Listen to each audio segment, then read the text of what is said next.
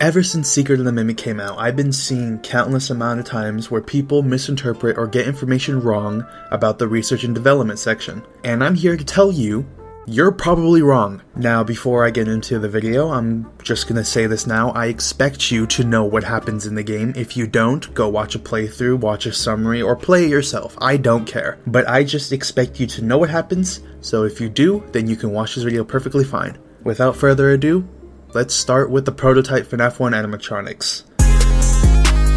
To get things clear, Edwin did not make everything.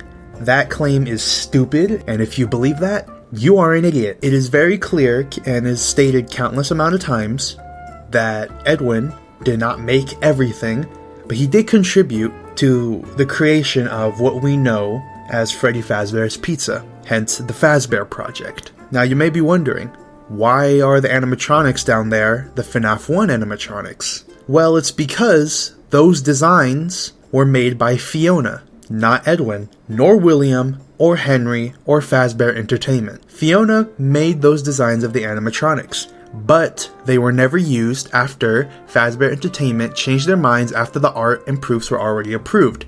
We hear this in one of Edwin's audio logs, in which he says, "Are they insane? The look of these new animatronics is Fiona's design and they're great. Oh, first they approved the art, then they approved the proofs.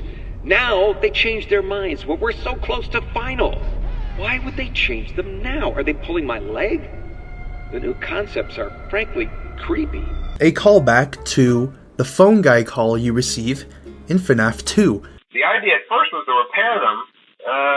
They even started retrofitting them with some of the newer technology. But they were just so ugly, you know? And the smell.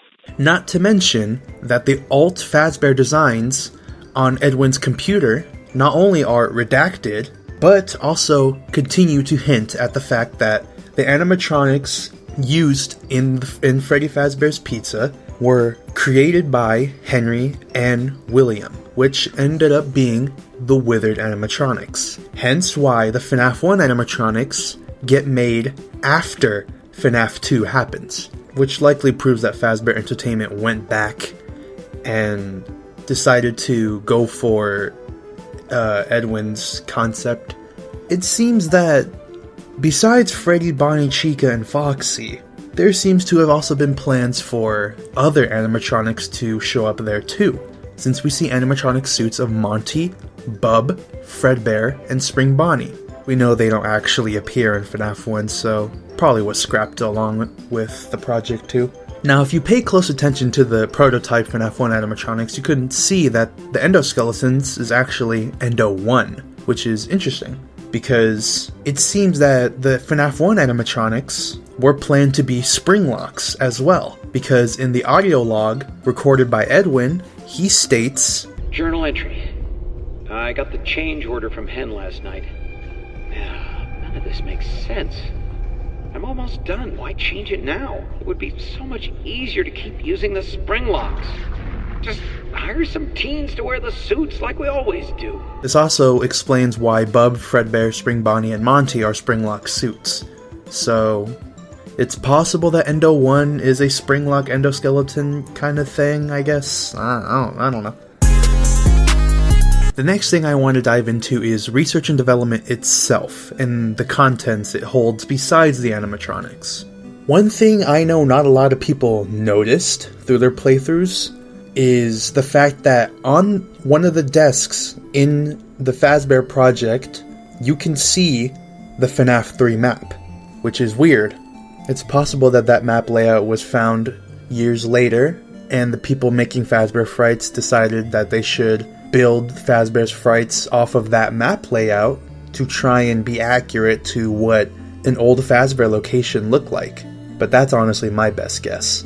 Another thing I noticed during my playthrough is on that same desk where the FNAF 3 map is found on, you can also see the Showtime button from Help Wanted, and Security Breach too, I guess.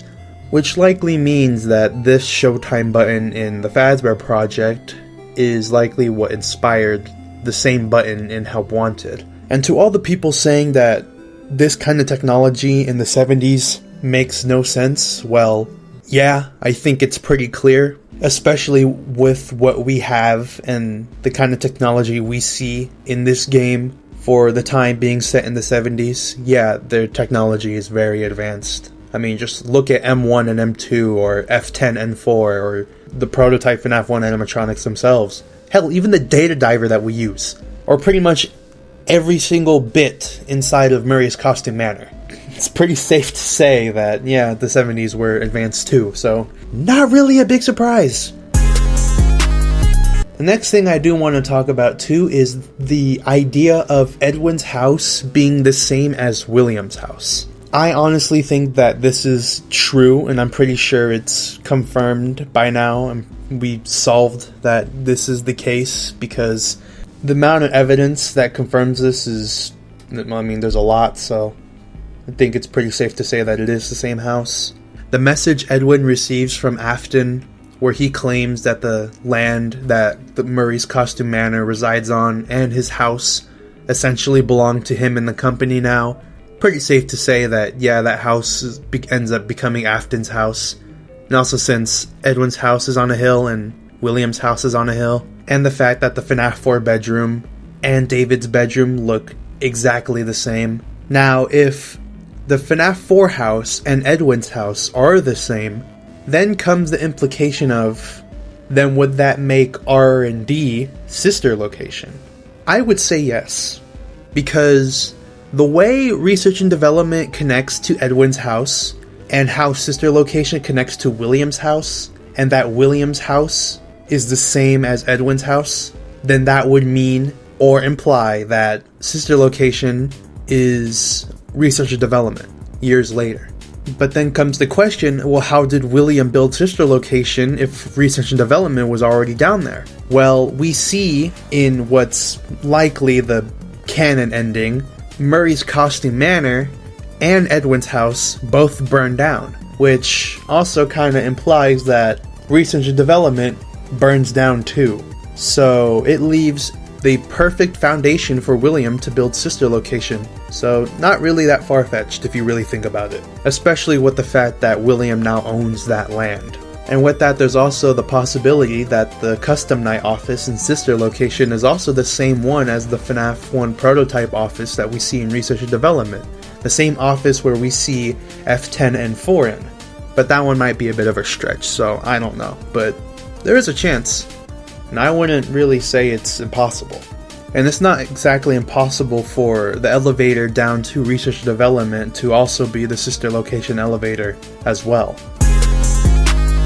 And lastly, I know he's not canon, and I know there's a bunch of implications with this character, and I know he doesn't really exist, but I still can't get over the fact that people still believe that these two characters are not the same, even though it's heavily implied that they are the same. So, to all you people who think Burntrap and the Mimic are not the same, I'm gonna tell you something absolutely astonishing right now. Burntrap and the Mimic are the same character.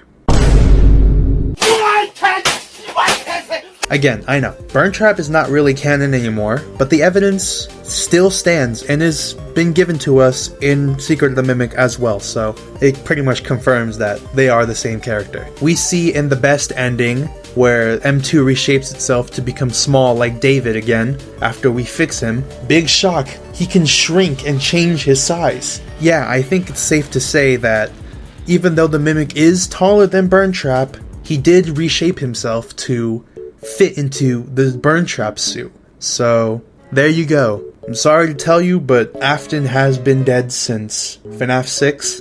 Get over yourself. But anyways, that's all I really wanted to talk about. Just wanted to clear some things up, some of the misconception I've been seeing with this game, especially in research and development, because that's where I see most people be a bit foolish. But yeah, hope you enjoyed. Hopefully I can get to making content again, and yeah, that's really all I gotta say, so fuck off.